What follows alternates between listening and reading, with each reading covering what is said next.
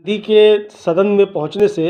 कांग्रेस में एक नई ऊर्जा का संचार होता हुआ साफ तौर पर दिखाई पड़ रहा है। और ये देखा जा रहा है कि अब कांग्रेस में एक नई ताकत जो है वो दिखाई पड़ रही है और ये लगने लगा है कि ये भाई बहन की जोड़ी संसद में जिस तरीके से वह मौजूद है, मोदी सरकार के लिए सदन के अंदर परेशानियां, खासतौर से लोकसभा में परेशानियां ज़्यादा बढ़ने वाली हैं। राहुल गांधी एक तरीके से जिस तरीके से मुद्दों के आधार पर प्रहार करते हैं और ज़बरदस्त तरीके से प्रहार करते हैं, वहीं प्रियंका गांधी मुद्दों के साथ साथ जनता के साथ किस तरीके से कनेक्ट किया जाता है उसको लेकर वो तुरंत जवाब देती हैं। और महत्वपूर्ण बात यह है कि प्रियंका गांधी तुर्की बीजेपी के सवालों के जवाब भी देती हैं और ऐसे जवाब देती हैं कि बीजेपी तिलमिला जाती है बुरी तरीके से। तो अब प्रियंका गांधी का सदन में होना बीजेपी के लिए और ख़ासतौर से प्रधानमंत्री नरेंद्र मोदी के लिए एक नई परेशानी का सबब होगा, क्योंकि राहुल गांधी और प्रियंका गांधी अब दोनों सदन में मोर्चा संभालेंगे मोदी सरकार के खिलाफ। और आज के शपथ लेने के दौरान जो वाक़या हुआ उसको अगर गौर किया जाए तो ये देखने वाली चीज़ है कि आप लोगों को याद होगा कि जब सांसदों का शपथ ग्रहण हो रहा था, उस समय सब जो थे वो इंडिया गठबंधन के सांसद हाथ में संविधान लेकर शपथ ले रहे थे। और उसके बाद फिर जो शशि थरूर जो थे वो शपथ लेने से रह गए थे। बाद में जब उन्होंने शशि थरूर ने शपथ ली थी, शशि थरूर के शपथ लेने के बाद ओम बिरला साहब जो स्पीकर थे वो बड़ा थोड़ा सा नाराज़ से हुए थे और नाराज़ होकर उन्होंने कहा था कि आप संविधान की ही शपथ ले रहे हैं। जब संविधान की शपथ लेकर ओम बिरला से हाथ मिलाकर शशि थरूर नीचे मंच से उससे डाइस से नीचे उतर रहे थे, उस समय कहा। इस पर गौरव गोगोई और दीपेंद्र हुड्डा जब उठकर खड़े हुए और दीपेंद्र हुड्डा ने कहा कि आपको इस पर तो आपत्ति नहीं होनी चाहिए, तो बहुत कहा जाए बदतमीजी के साथ यही शब्द इस्तेमाल करना चाहिए। ओम बिरला साहब ने दीपेंद्र हुड्डा को और कहा था बैठो बैठो, क्या किस पे आपत्ति करनी किस पे नहीं करनी ये मत बताया करो, इस तरीके के। जबकि दीपेंद्र हुड्डा लोकसभा में अगर एक सदस्य के तौर पे देखा जाए तो ओम बिरला से सीनियर हैं। वो ठीक है कि वो आसंदी पर बैठे हुए हैं, लोकसभा के अध्यक्ष हैं, लेकिन सीनियर दीपेंद्र हुड्डा हैं। बहरहाल आज प्रियंका गांधी ने वही संविधान की प्रति हाथ में लेकर और शपथ ली और ओम बिरला साहब जो थे वो खामोश नज़र आए, वो कोई टिप्पणी नहीं कर पाए। तो ये एक पहला ही प्रभाव जो एक तरीके से देखा जा सकता है वो मोदी सरकार के ऊपर और लोकसभा स्पीकर के ऊपर ये दिखाई पड़ा। प्रियंका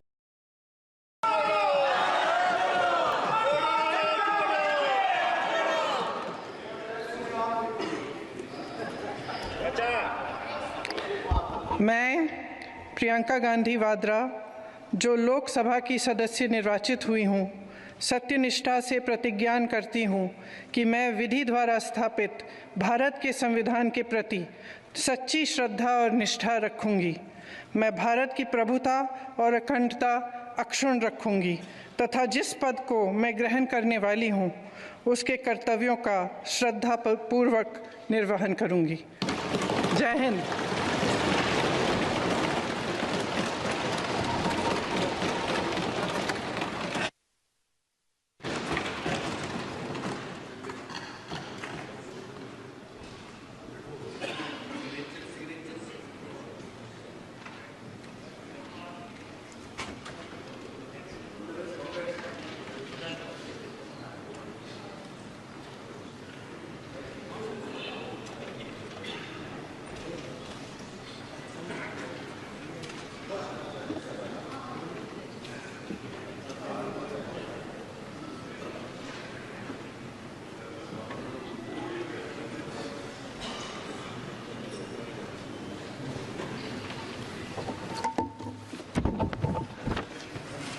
महाराष्ट्र श्री जय संविधान।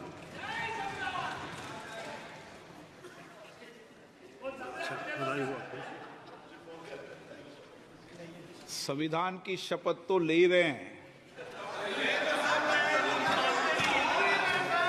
ये संविधान की शपथ है।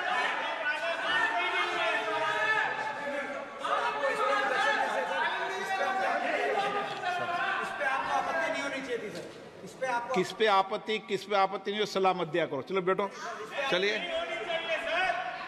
प्रियंका गांधी के पहुंचने का आज ये शब्द ठीक उसी तरीके से समझा जा सकता है जिन लोगों ने पुरानी संसद की कार्रवाई को देखा और पढ़ा है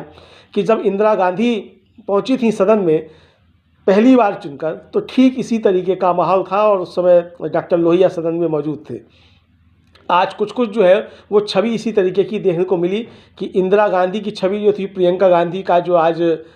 हुलिया था उसमें भी वो साफ तौर पर दिखाई पड़ रही थी। तो शायद समझ सकते हैं कि इंदिरा गांधी 2 जो है वो लौटकर सभा में पहुंची हैं। लेकिन एक महत्वपूर्ण बात इसके साथ साथ ये भी है कि अब पूरा गांधी नेहरू परिवार, राजीव गांधी की वंशावली जो है उसको देखा जाए, वो पूरा परिवार अब पार्लियामेंट में है। जैसा कि बताया गया कि संजय गांधी का परिवार जो है वो अलग हो गया, चूँकि संजय गांधी का परिवार जो था मतलब मेनका गांधी वो नेहरू गांधी परिवार से अलग हो गई थी और इंदिरा गांधी के रहती हुई अलग हो गई थी। तो लेकिन वो जो वंश वृक्ष जो चलता है तो वंश वृक्ष की जिम्मेदारी जो थी वो राजीव गांधी पे ही आई। तो एक तरीके से कहा जा सकता है कि पूरा नेहरू गांधी परिवार इस समय जो है वो सदन के अंदर मौजूद है। सोनिया गांधी राज्यसभा में है, राहुल गांधी और प्रियंका गांधी अब लोकसभा में हैं। और दूसरी बात यह है कि प्रियंका गांधी की बहुत बड़ी जीत वायनाड से हुई है। राहुल गांधी जितने वोटों से जीते थे उससे ज़्यादा मतों से जीतकर प्रियंका गांधी पहुंची हैं और लोकसभा में पहुंची हैं। पहुंचने का जो साफ तौर पर असर दिखाई पड़ेगा वो भारतीय जनता पार्टी की सदन के अंदर की जो राजनीति है उस पर साफ तौर पर देखने को मिलेगा और प्रधानमंत्री नरेंद्र मोदी के ऊपर इसका एक बड़ा असर देखने को मिलेगा। क्योंकि प्रधाधानमंत्री नरेंद्र मोदी अभी तक जो सामना करते थे वो राहुल गांधी का करते थे और हमको याद है अच्छे तरीके से कि जब पिछली लोकसभा थी यानी 2019 या 2014 की, प्रधानमंत्री के बड़े ओछे किस्म के प्रहार जो थे वो राहुल गांधी पर हुआ करते थे। लेकिन 2024 के लोकसभा चुनाव के परिणाम आने के बाद एकदम से लोकसभा का परिदृश्य भी बदल गया और इतना बदला कि राहुल गांधी ज़्यादा आक्रामक नजर आए और नरेंद्र मोदी रक्षात्मक मुद्रा में नजर आए। और यहाँ तक कि राहुल गांधी के भाषण के बीच में उनको खड़े होकर जो था वो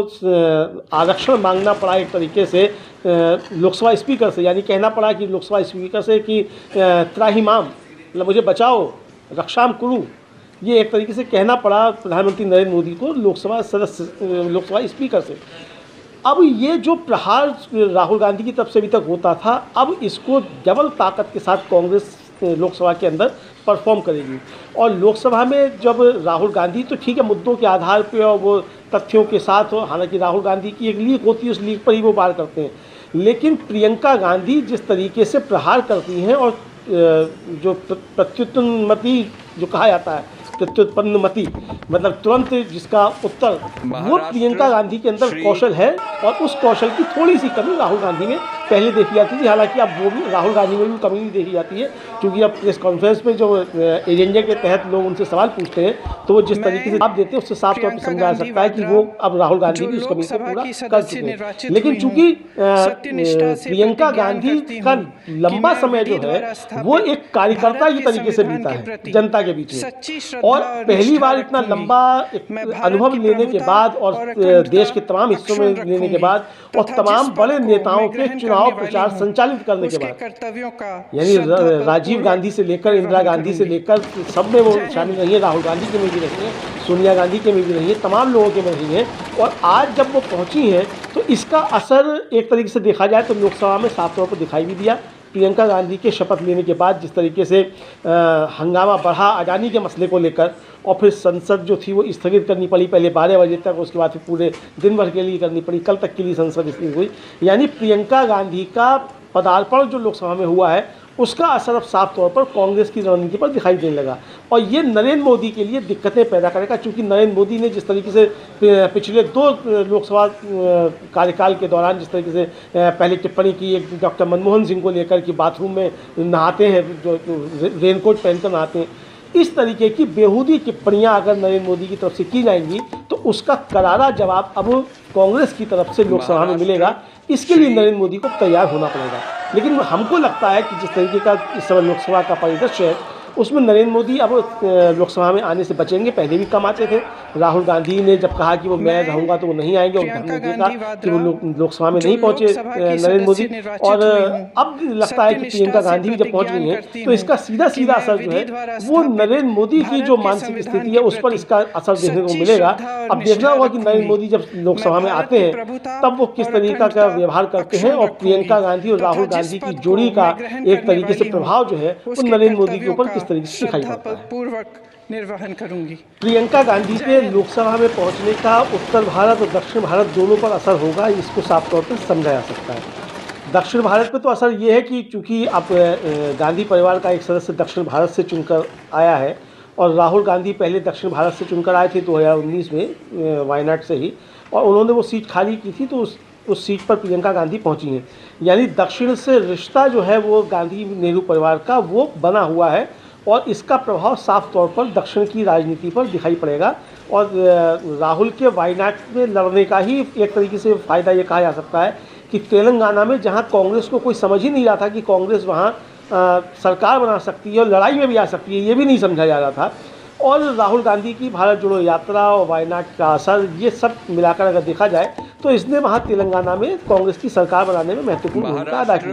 कर्नाटक में भी इसकी वायनाड से उनके लड़ने की महत्वपूर्ण भूमिका रही। अब प्रियंका गांधी जब दक्षिण से चुनकर आई हैं तो आज भी साफ तौर पर दिखाया जा रहा है कि दक्षिण के सांसदों में एक अति उत्साह जो था वो देखने को मिला, जो दक्षिण के कांग्रेस के सांसदों में अति उत्साह देखने को मिला प्रियंका गांधी को लेकर। लेकिन इसके साथ साथ उत्तर भारत पे इसका क्या असर पड़ेगा, ये बहुत महत्वपूर्ण बात है। आपने जो बात कही वो बात ये भी है कि राहुल गांधी चूंकि हिंदी में थोड़ा कमजोर हैं और अंग्रेजी में निपुण हैं, तो ये एक थोड़ा सा जो ड्रॉबैक कहा जा सकता है वो दिखाई पड़ता था अभी तक। और आपको याद होगा कि जो प्रणब मुखर्जी की आत्मकथा आई थी, प्रणब मुखर्जी ने अपनी आत्मकथा में इस बात को रेखांकित किया कि वो चूंकि हिंदी पट्टी से नहीं आते या हिंदी उनकी अच्छी नहीं थी, इसलिए वो प्रधानमंत्री के दावेदार नहीं हो सकते थे, ये उनका कहना था। और ये बात सही है कि दक्षिण भारत से आइए आप, चाहे पूर्वोत्तर से आइए, चाहे पूर्वी भारत से आइए, लेकिन चूंकि एक बड़ा चंक जो है वो हिंदी प्रदेशों से आता है या हिंदी बोलने वालों की तरफ से आता है, तो हिंदी से आपको अच्छे तरीके से निपुण होना ज़रूरी है। नरेंद्र मोदी भी देखिए गुजराती, हालांकि हिंदी नरेंद्र मोदी की भी कमज़ोर है, ऐसा नहीं है कि उनकी कमज़ोर नहीं है, लेकिन फिर भी वो हिंदी में डायलॉग अच्छा कर लेते हैं जो उनके बारे में कहा जाता है। भले वो टेलीप्रॉम्प्टर के ज़रिए करते हो, और टेलीप्रॉम्प्टर जब हट जाता है तो वो अबरा का डबरा उनका हो जाता है, वो एक अलग मसला है, लेकिन फिर भी वो एक डायलॉग कर लेते हैं। प्रियंका गांधी का अब असर जो पड़ेगा, एक तो प्रियंका गांधी अभी तक कांग्रेस की महासचिव थी या संसदीय राजनीति में नहीं थी, तो वो उतना प्रभावशाली नहीं था। अभी तक ये कहा जाता था कि अब वो चूँकि राहुल गांधी की बहन है या सोनिया गांधी की बेटी है, तो इसलिए उनकी बात की जा रही है। अब प्रियंका गांधी राहुल गांधी की बहन भी हैं, सोनिया गांधी की बेटी भी हैं, नेहरू गांधी परिवार की तीसरी सदस्य भी हैं जो इस समय सदन में मौजूद है, सदन में आ गई हैं। इसके साथ साथ प्रियंका गांधी अब दक्षिण भारत का प्रतिनिधित्व करने वाली केरल की लोकसभा सदस्य भी हैं। तो इसलिए अब प्रियंका गांधी की आवाज़ जो है वो उत्तर और दक्षिण दोनों में असर करेगी, और उत्तर प्रदेश में इसका सीधा सीधा लाभ ये मिलेगा कि उत्तर प्रदेश के मसलों को भी प्रियंका गांधी उठाएंगी, क्योंकि वो उत्तर प्रदेश की प्रभारी भी नहीं है कांग्रेस की, और उनका लंबा जीवन जो है वो उत्तर प्रदेश से रहा है। अभी जब संभल का मसला आया तो इमरान मसूद जो सहारनपुर के सांसद हैं, उनकी एक बाइट काफ़ी ज़्यादा वायरल हुई, और उसमें वो कह रहे हैं कि प्रियंका गांधी से हम लोग मिले हैं और प्रियंका गांधी जाएंगी, राहुल गांधी भी जाएंगे, और चूंकि प्रियंका गांधी उत्तर प्रदेश की इंचार्ज रही हैं, तो हमारे ज़ख्मों पर मलहम लगाने का काम गांधी नेहरू परिवार से ज़्यादा अच्छा कोई नहीं कर सकता है, तो इसलिए वहाँ सब लोग जाएंगे। ये बात इमरान मसूद कहते हुए सुने गए। तो प्रियंका गांधी का सदन में उपस्थिति न केवल दक्षिण भारत को बल्कि उत्तर भारत और खासकर उत्तर प्रदेश में एक असर डालेगी, ये अब साफ तौर पर देखा जाएगा। आशा है ये वीडियो आपको पसंद आया होगा। इसको ज़्यादा से ज़्यादा शेयर करें, लाइक करें, सब्सक्राइब करें चैनल को, फेसबुक पेज को फॉलो करें और ज़्यादा से ज़्यादा इसको सब्सक्राइब करें।